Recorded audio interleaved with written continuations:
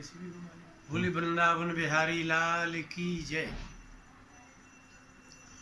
तुलसीदास जी ने एक बड़ी चमत्कारी चौपाई सीता हरण के समय में लिखी है कि रावण जब प्रसिद्ध हुआ है तो अपनी दिग्विजय कार्यशैली के कारण हुआ है।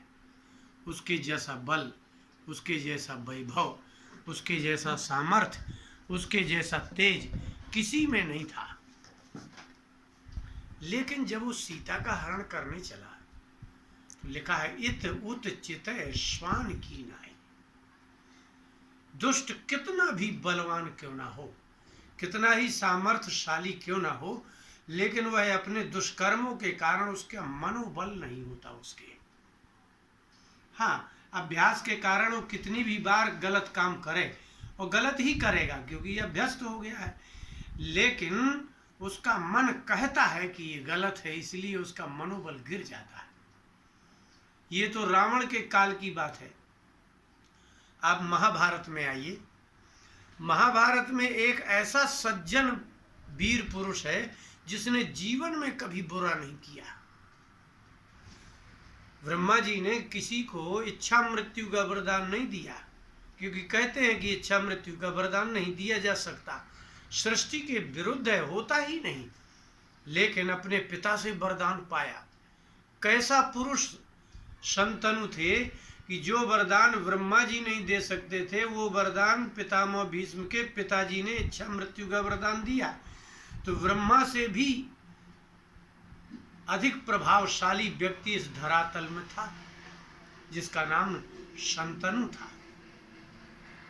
कोई वरदान देने में समर्थ हो, शाप देने में समर्थ हो और वो राजा हो और वह भी इतने वैभव से संपन्न हो, इसके बाद भी उसका मनोबल कितना कहना चाहिए कितना तेजस्वी है कि उसने कहा देवव्रत तुम जब तक चाहो तब तक इस धरातल में रहो। ये वरदान तो ब्रह्मा जी भी नहीं दे सकते थे। ये हम इसलिए आपको बता रहे हैं कि भीष्म पितामह कितने बलशाली थे और कितने दिव्य थे, परशुराम भगवान के शिष्य थे और वह दुर्योधन के पक्ष में थे। विराट पर्व में गायों का अपहरण करने जाते हैं तो दुर्योधन द्रोणाचार्य जी की निंदा करता है। अर्जुन के एक बाण से व्यथित हो जाते हैं वो, तो वो कहता है कि आप तो ब्राह्मण हो, आप क्या जानो क्षत्रियत्व को, आप तो भोजन करने में चतुर हो। जब ऐसा कहा तो भीष्म पितामह ने कहा कि दुर्योधन तुम कैसी बात कर रहे हो, इस पृथ्वी में एकमात्र वीर पुरुष है तो परशुराम जी मेरे गुरु, जो ब्रह्म और शस्त्र दोनों को जानते हैं, और दूसरा पुरुष है द्रोणाचार्य जो शस्त्र विद्या और ब्रह्म विद्या दोनों में निपुण है, और तुम उन्हें भोजन भट्ट कह रहे हो।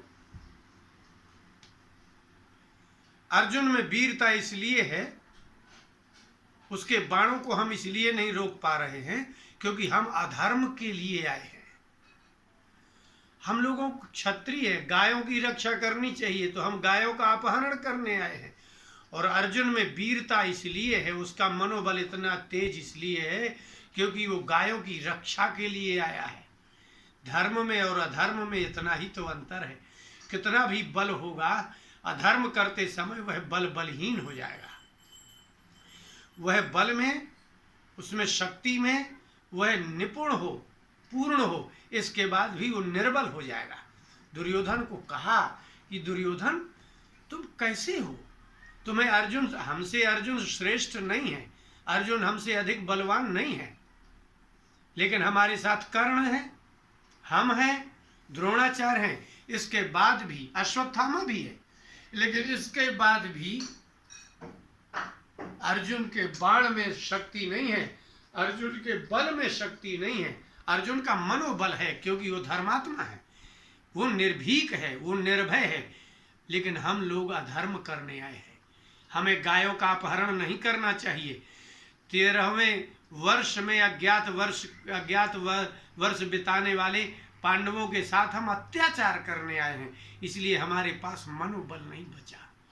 कर्ण हार जाएगा, हम हार जाएंगे, द्रोणाचार्य हार जाएंगे क्योंकि हम अधर्म करने आए हैं ना, इसलिए अधर्म में बल नहीं होता। अब इसका उदाहरण देखते हैं। गीता के प्रथम अध्याय का 10वां श्लोक है। सेनाएं दोनों तरफ खड़ी हो गई। दुर्योधन ने कहा द्रोणाचार्य जी से, गुरुदेव आप थोड़ी इनकी सेना देख लीजिए। आपका जो शिष्य है द्रुपद पुत्र, उसने व्यूह रचना आपसे सीख करके और व्यूह रचना में पांडवों की सेना खड़ी की है। लोग कम हैं, उनकी सेना में बहुत लोग कम हैं और हम लोग में बहुत सेना है। इसके बाद भी 10वां श्लोक है, अपर्याप्तम त्विदमेते साम बलम भीष्माभिरक्षितम। हे आचार्य, भीष्म जैसा इस धरातल में कोई है नहीं। बल में, तेज में, निपुणता में, शस्त्रास्त्र की विद्या में कोई है ही नहीं उसके जैसा। और वह भीष्म हमारी तरफ है, इसके बाद भी अपर्याप्तम बलम, हम लोगों का बल पर्याप्त नहीं है। इसका तात्पर्य क्या है? और फिर आधा श्लोक आगे का, पर्याप्तम त्विदमेते शाम बलम भीमाभिरक्षितम।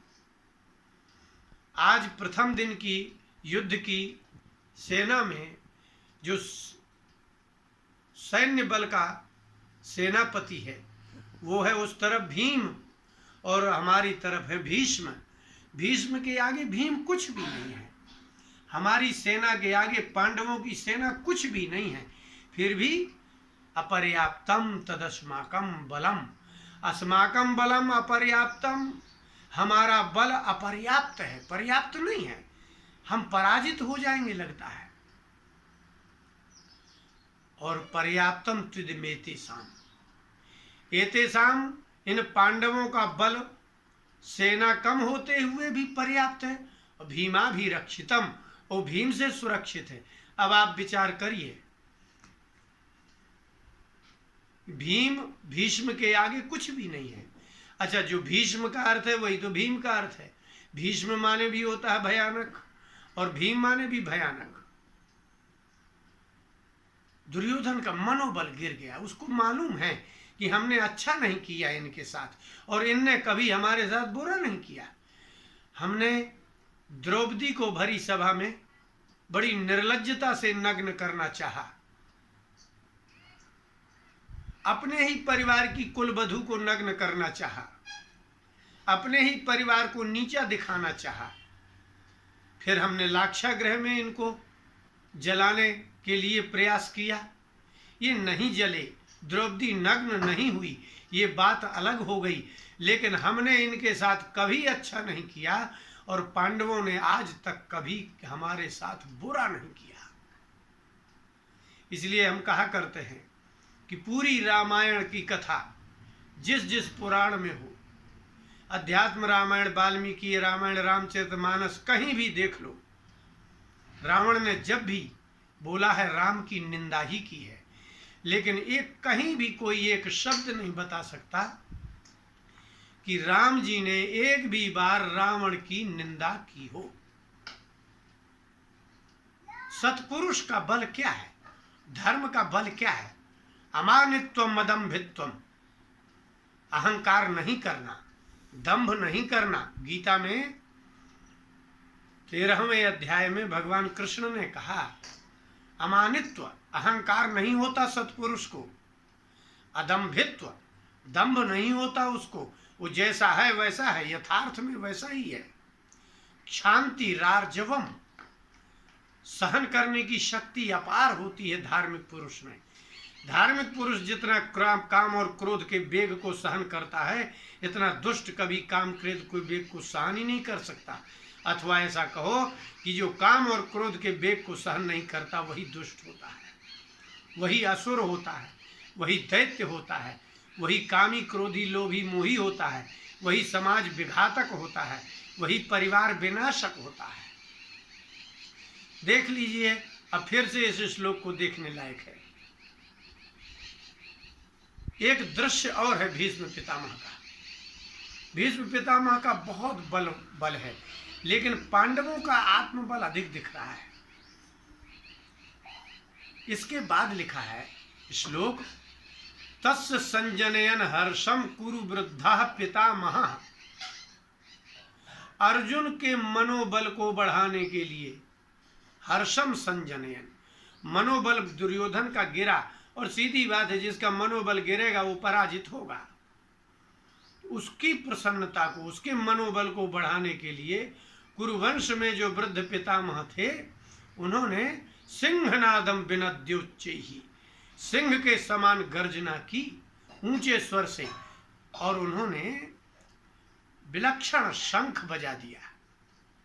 शंखम दधमौ प्रतापवान, ये भीष्म पितामह का विशेषण है, प्रतापवान। उस पृथ्वी में जितना प्रताप उस काल में भीष्म पितामह का था, किसी का नहीं था। भगवान कृष्ण का प्रसंग है कि जब भी वो हस्तिनापुर जाते हैं भीष्म पितामह के आगे झुक जाते हैं, प्रणाम करते हैं और कहते हैं कि पितामह आप ही इस कौरव वंश के अधर्म के स्तंभ हैं। अर्जुन अगर कोई अधर्म कर रहा है, अन्याय कर रहा है, तो उसका कारण धृतराष्ट्र नहीं, आपका बल है। आपका बल पाकर के तो ऐसा कर रहा है। द्रोणाचार्य जी, कृपाचार्य जी का बल पाकर के तो ऐसा कर रहा है। इसलिए इससे सिद्ध होता है कि अधर्मी व्यक्ति हो, बार बार अधर्म करता है, अब उसके पास कोई रास्ता भी नहीं है, बदलने का कोई रास्ता ही नहीं है। एक बार कोई एक दुष्टता करता है तो उसको धन कमाने का कोई रास्ता नहीं दिखता है। एक चोर होता है, चोर को क्या आता है बताइए? न उसको लकड़ी का काम आए, न कपड़े का काम आए, न पेंट का काम आए। जब उसको कुछ आता ही नहीं है तो चोर तो हो ही जाएगा। बुद्धि हो और बल हो और शौर्य हो, तेज हो और धर्म हो, तो वही बल, वही तेज, वही शौर्य सहन करने में और समाज का कार्य करने में बड़ी उपयोगिता होती है उसकी। लेकिन यदि दुर्बुद्धि हो और बल हो, लेकिन इससे भी बड़ा आश्चर्य, युधिष्ठिर को अजात शत्रु कहते हैं। उसके साथ कितना भी बुरा कर लो, कितना भी बुरा कर लो, लेकिन एक भी बार उसके हृदय में ये भावना नहीं जगती कि ये हमारा दुश्मन है। संसार में ऐसा कहीं मनुष्य होता है? ऐसा व्यक्ति कैसे युद्ध कर सकता है? इसलिए भगवान जब दूत बनने के लिए जाते हैं तो युधिष्ठिर कहते हैं, युद्ध क्यों कर रहे हैं माधव हम? केशव युद्ध क्यों करें? तो उन्होंने कहा कि दुर्योधन नहीं मानता है। अजात शत्रु युधिष्ठिर ने कहा, माधव केशव उसको दुर्योधन मत कहो, दुर का उपयोग मत करो, क्योंकि ये दुर्जन में उपयोग होता है, इसका दुष्ट में उपयोग होता है दुर शब्द का। उसको क्या कहें? बोले सुयोधन कहो। इतनी उदारता है धर्मात्मा में कि बुरा करने वाले व्यक्ति के प्रति भी दुर्भावना नहीं होती, हमेशा उसकी सद्भावना ही होती है। तो दुर्योधन ने कहा कि हमारे पास भीष्म है, लेकिन अपर्याप्तम बलम, हमारा बल कम है। सेना अधिक है, इसके बाद भी बल कम है। नहीं, बल बहुत पर्याप्त है, और भीम इत्यादि का बल पर्याप्त नहीं है, उनकी सेना भी कम है, और भीष्म के आगे एक भी व्यक्ति वहां नहीं है ऐसा जो अपने गुरु परशुराम जी से युद्ध कर सकते हो। ऐसे भीष्म के रहते अपर्याप्त कैसे हो सकता है? लेकिन दुर्योधन का बल अपर्याप्त इसलिए लग रहा है दुर्योधन को, क्योंकि उसका मनोबल गिर गया है। इसलिए कहा जाता है कि धर्म उसे कहते हैं जो सर्वदा सबके प्रति सदा ही सद्बुद्धि और सद्विचार ही रखता हो, उसको धर्म कहते हैं। उसमें इतना बल होता है कि वो पूरी, यहाँ तो छोड़ो, मरने तक में भी वह दुख का अनुभव नहीं करता धर्मात्मा। अतिशय दुख प्राप्त होने पर भी वह विचलित नहीं होता है। इसलिए कहा जाता है, लोग कहते हैं कि धर्म तोड़ता है, लोगों को बांटता है, उनको पता ही नहीं है कि जो धर्म बांटता है वो धर्म नहीं है। अधर्म ही व्यक्ति को अलग कर सकता है ना। धर्म कैसे आदमी को बांट सकता है? यदि कोई पिता अपने कर्तव्य पर हो, अपने पुत्र पत्नी परिवार के प्रति कर्तव्य करेगा तो क्या परिवार बट जाएगा? कोई भाई, छोटा भाई अपने बड़े भाई के साथ में अपना कर्तव्य धर्म निभाता हो तो क्या बड़ा भाई बट जाएगा? कोई पति अपने पत्नी के साथ यदि ईमानदारी से रहता हो और वह पत्नी को धोखा न देता हो, भरण पोषण करता हो, तो क्या पत्नी छोड़ के चली जाएगी? क्या पत्नी अपने पति की सेवा शुश्रूषा करे, अपने धर्म में रहे, तो क्या पति उसका त्याग कर देगा? धर्म कहीं बांटता है? परिवार में धर्म के अनुसार चलने वाले व्यक्तियों के परिवार बंटते नहीं हैं। बड़ा अपने धर्म में रहे, छोटा अपने धर्म में रहे, तो कैसे वो दोनों बट जाएंगे? नहीं बटेंगे। इसलिए धर्मात्मा के बराबर मनोबल संसार में किसी भी दुष्ट के पास नहीं होता। वह संतों को, सज्जनों को, धर्मात्माओं को दुख देते हुए भी निर्बल होता है। वह चाहे तो काट डाले, चाहे तो मार डाले, इसके बाद भी वह दुष्ट निर्बल है। और जबकि जो कट रहा है, जो सहन कर रहा है, दुख झेल रहा है, दुष्ट की दुष्टता को झेलता है, सहन करता है, वो इसके बाद भी बलवान है। इसलिए महात्मा लोगों का तपोबल ही सबसे बड़ा बल है। इसलिए महात्माओं का एक शब्द है तपोधन। वाल्मीकि रामायण में भरत जी ने भरद्वाज जी से कहा कि तपोधन है आप, हम लोगों का धन तो नष्ट हो जाएगा, लेकिन तपस्या जिसके पास धन हो उसका धन कभी नष्ट नहीं होता। इसलिए संसार में धार्मिक व्यक्ति के कारण ही संसार में व्यवस्था होती है। धार्मिक व्यक्ति के कारण ही, सदाचारी व्यक्ति के कारण ही दूसरे की स्त्रियां सुरक्षित रहती हैं, दूसरे का धन सुरक्षित रहता है, जो चोरी नहीं करता। धर्मात्मा यदि आपके पड़ोसी है तो आपको अपने घर में कभी चोरी आपके बगल से होगी ही नहीं। आपकी पत्नियों को, बेटियों को, बहुओं को कभी उससे कभी भय ही नहीं रहेगा। आप उसके भरोसे छोड़ सकते हैं। इसलिए धार्मिक व्यक्ति दूसरे की माता और बहनों को देख करके मातृवत परदारिष्म, दूसरे की पत्नियों को माँ ही कहता है, वो अपनी पत्नी मात्र को पत्नी कहता है। इसलिए जो ये धारणा है धर्म बांटता है, वास्तव में यह धार्मिक व्यक्ति, अत्याचारी व्यक्ति, भोगी, कामी और लोभी लोगों के द्वारा प्रचार किया हुआ है ताकि लोग धर्म को छोड़ करके हमारे पक्ष में आ जाएं। हिरण्यकशिप कैसे कह सकता है कि तुम भगवान के भजन करो और धर्मात्मा बनो?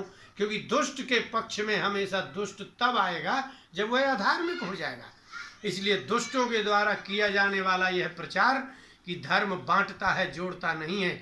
ये कहो कि उन दुष्टों की पत्नियां यदि धर्म ना पालती होती, उनके पुत्र धर्म ना पालते होते, तो आज वो अपने घर में जिंदा ही ना होते।